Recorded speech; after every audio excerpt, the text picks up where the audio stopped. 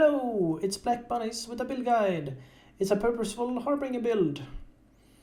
It melts bosses like butter, and it farms exalted orbs very fast. It clears maps very fast in 1 minute or less.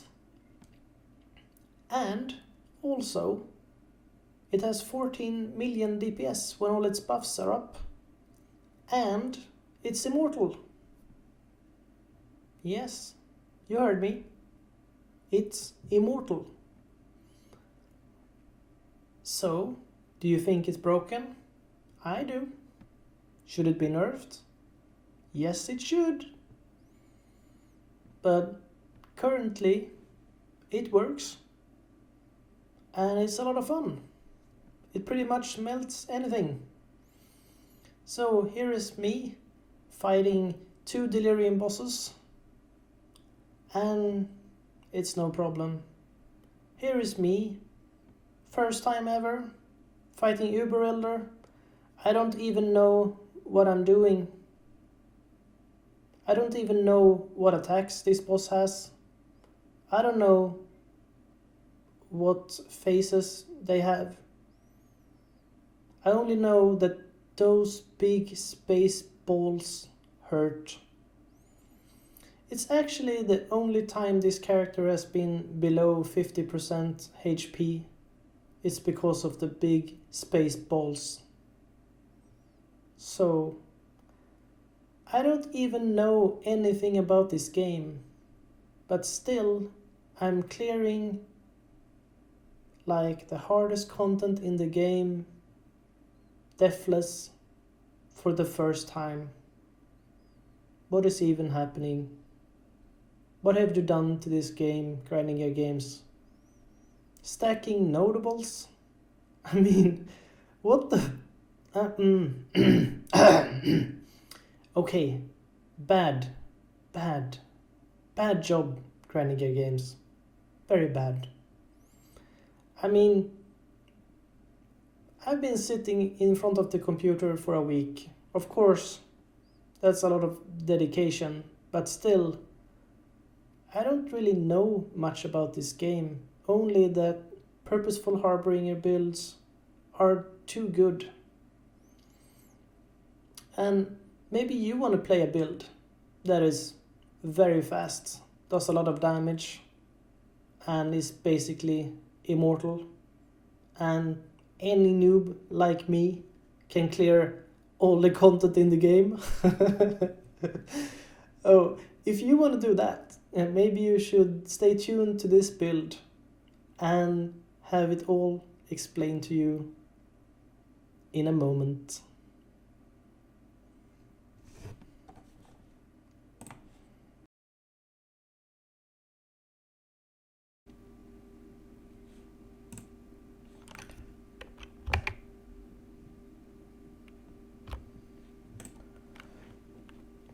So, here we are, trying to figure out this broken build that you want to play. Shame on you. Shame on me. Shame on me twice for even showing you this. Okay, here we go. Oh wait, you can't actually play Path of Exile trying to show something in the actual game, not when it comes to builds, because it's actually too complicated for me to explain in game. So we're going to go to Path of Building, where I have imported my character, and trying to explain to you all the items you need. You need one Ichimonji with the Onslaught corruption. It's not mandatory, but it's very nice. I have increased area of effect corruption on my other one. It doesn't really do anything, but it's fun. And then I have an Alpha's Howl with increased vortex damage. It's so good. But the 8% reduced mana reserved together with the Corsair swords and Sackwell's nests and all the other passives and jewels, which I will explain later, I get 87% reduced mana reserved. I was going for 100, but 87 seemed reasonable, so I stopped there. And then I found this most broken item, Maligaro's Virtuosity, which gives 300% critical strike multiplier, which is pretty nice if you haven't invested anything in critical strike multiplier, for free. And then I'm running the obligatory elusive tailwind boots. I mean, all builds have elusive tailwind boots, so why not this build? And then an amulet, which can allocate champion of the cause by anointment. Oof, that's also very nice. And remember, guys, you have to have an amulet with an aura and 6% reduced mana reserved for the extra reduce.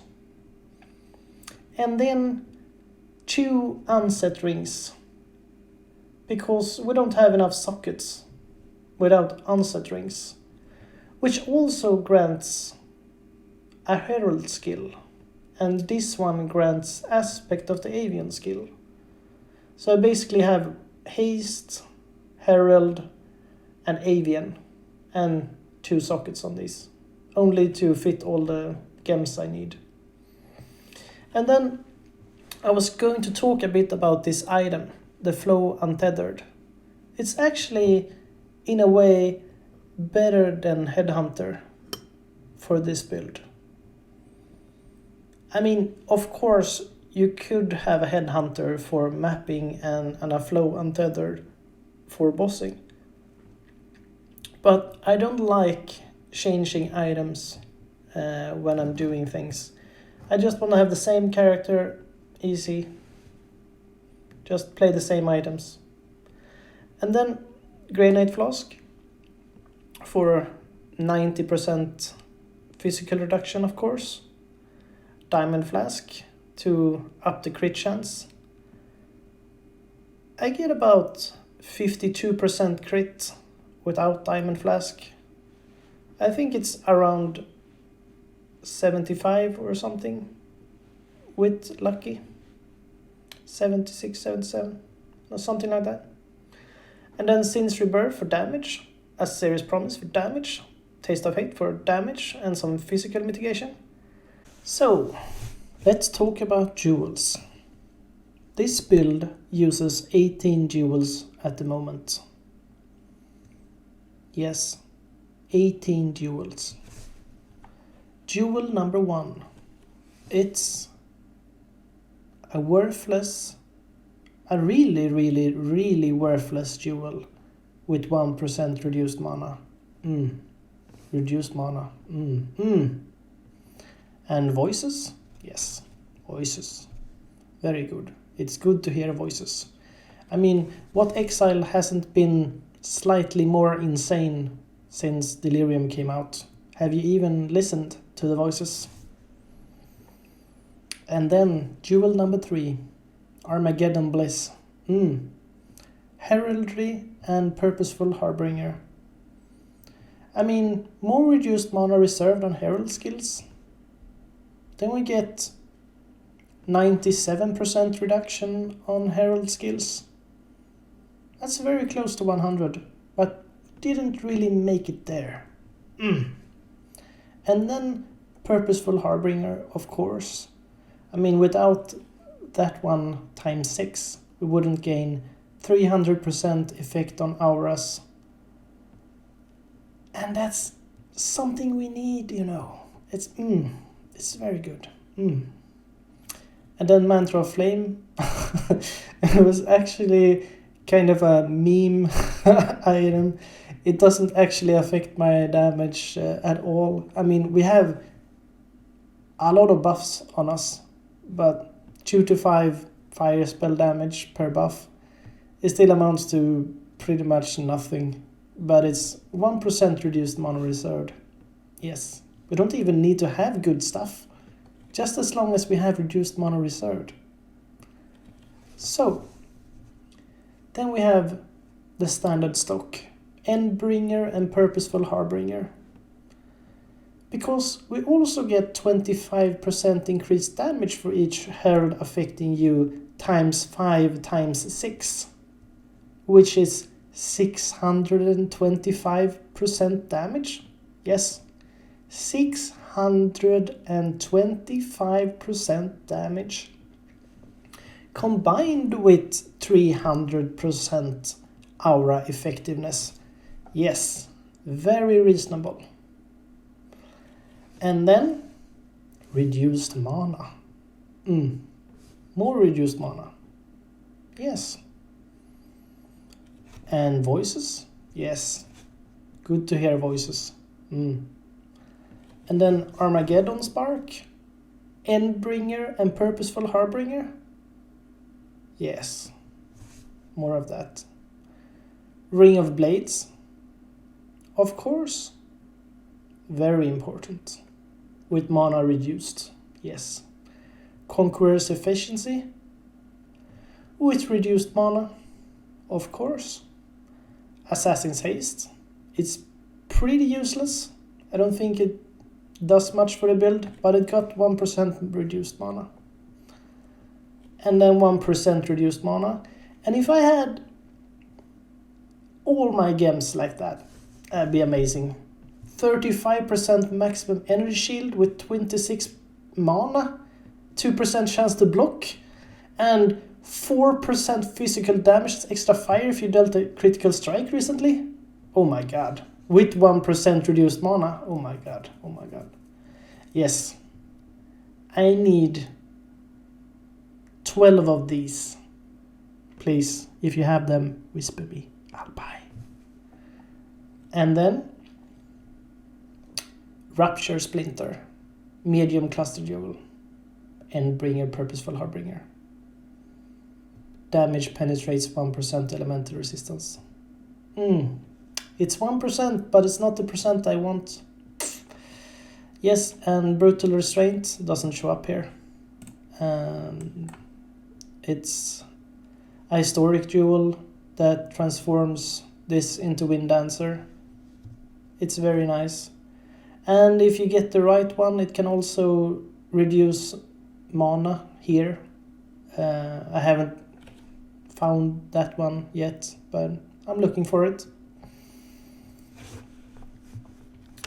And then we're going back here and we have Poacher's Aim. That's actually a mandatory item. Its projectiles pierce one additional target. And that's the only pierce we have. So it's hard to clear packs without it. So you gotta have one of these with 1% mana reduced, of course. Okay, moving on to jewel number 16. Oh yes, now we're talking. 1% reduced mana reserved on an Endbringer, Purposeful Harbinger, Jewel Socket, Medium Cluster Jewel. Yes. Yes. I need 4 more of these for the most reasonable price ever of 280 Exalted Orbs. Yeah, that's right. You gotta make this yourself. I made one for about 800 Chaos Orbs. So, very reasonable.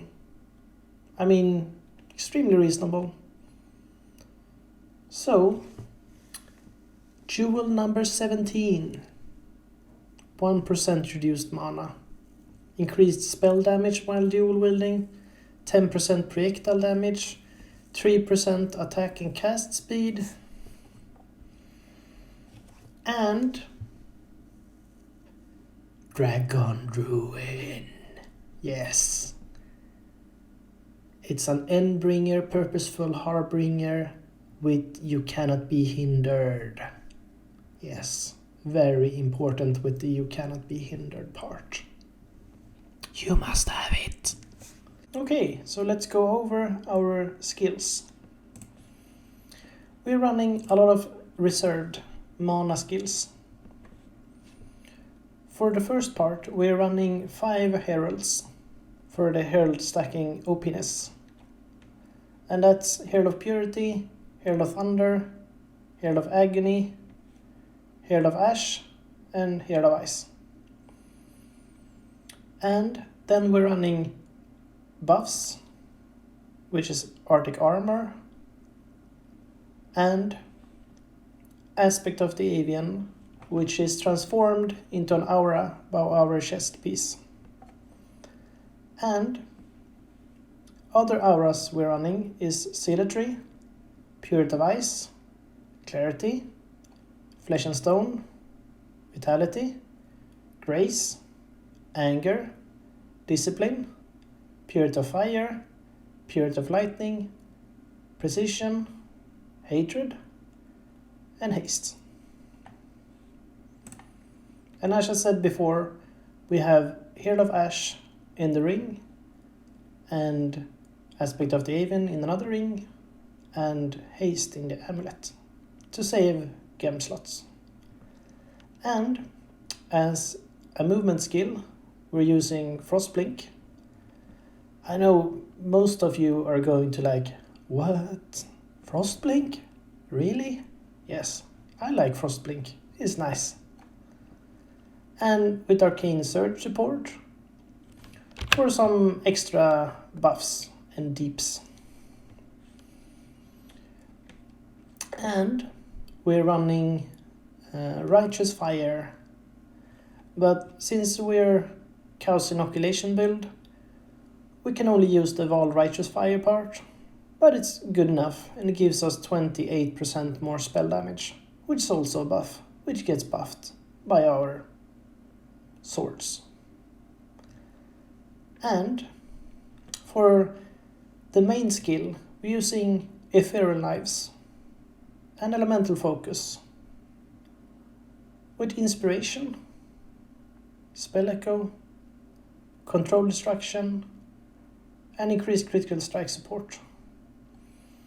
The only reason why we're running all of these is because it's the best link, I think. And it's pretty sure that there is someone with an IQ of 200 who's going to be like, the best link? You said before you don't even know anything about this game. Yeah, that's right. I don't know anything. And I still think it's the best link.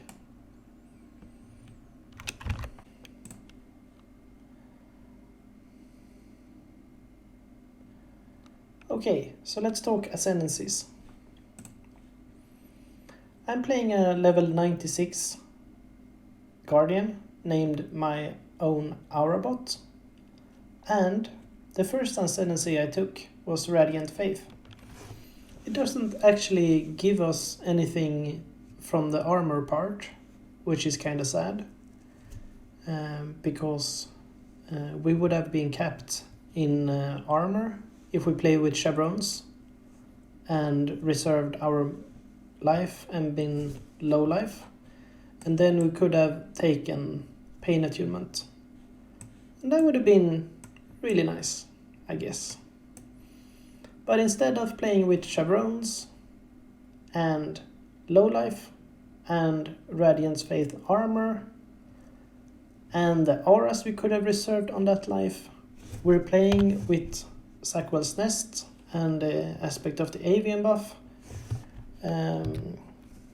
which from time to time gives us 52% increased chance of dealing double damage, which I think is extremely good in certain circumstances. But the grants maximum energy shield equal to 10% of your reserved mana. That one is actually very nice, and it gives us almost all our energy shield. I don't think Grinding Gear Games intended for us to have over 300% increased effectiveness of auras. I think someone at Grinding Gear Games didn't really think that one through when you could stack notables. And since they also said we're not going to nerf something while a league is going on, they're now in a very precarious situation. Either they are liars and have to patch it, and that is going to upset a lot of people. But if they're not going to patch it, I think it's also going to upset a lot of people who are not playing this, because it's ridiculous. And unwavering faith. All of these says you and nearby allies, which means it's an aura. So both the armor part and the energy shield part, and on this one, physical mitigation part, and the life regenerated part. And this node is about 50% estimated physical damage reduction and 650 life regenerated per second, which with Sila's Oath becomes energy shield regenerated per second, and together with vitality it's 1300, which is a lot. And then we have a time of need. As you see, I have 3400 when time of need strikes, which is about half my shield, which means I'm almost always full. Then we come to Bastion of Hope. It gives me 67 block every 2 seconds, for 2 seconds every 5 seconds. And if we blocked in the past 10 seconds, you and nearby allies cannot be stunned, which is nice. If you attacked recently, you and nearby allies have 10% chance to block attack damage. That is actually one of the parts I have to solve in this build, because it says you and nearby allies, it's an aura. It's the same as the next one. If you cast a spell recently, you and nearby allies have 10% chance to block spell damage, which makes it an aura. So for example, when I use a spell like this, I get 42% chance to block spell damage. And if I would have attacked, let's see. Yep, you see? I get block. A lot of it.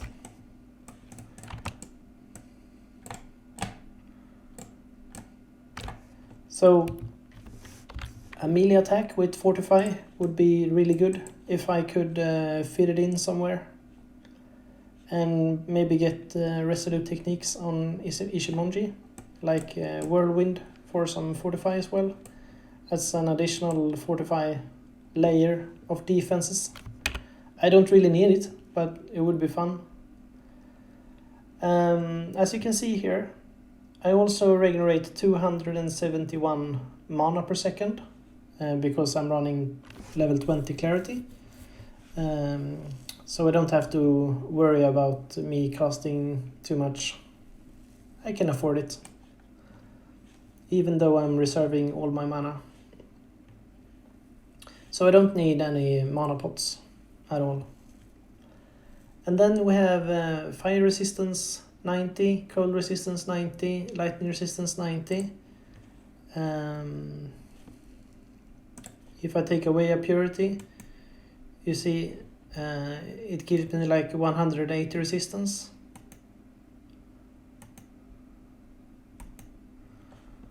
And it's the same with all the purities.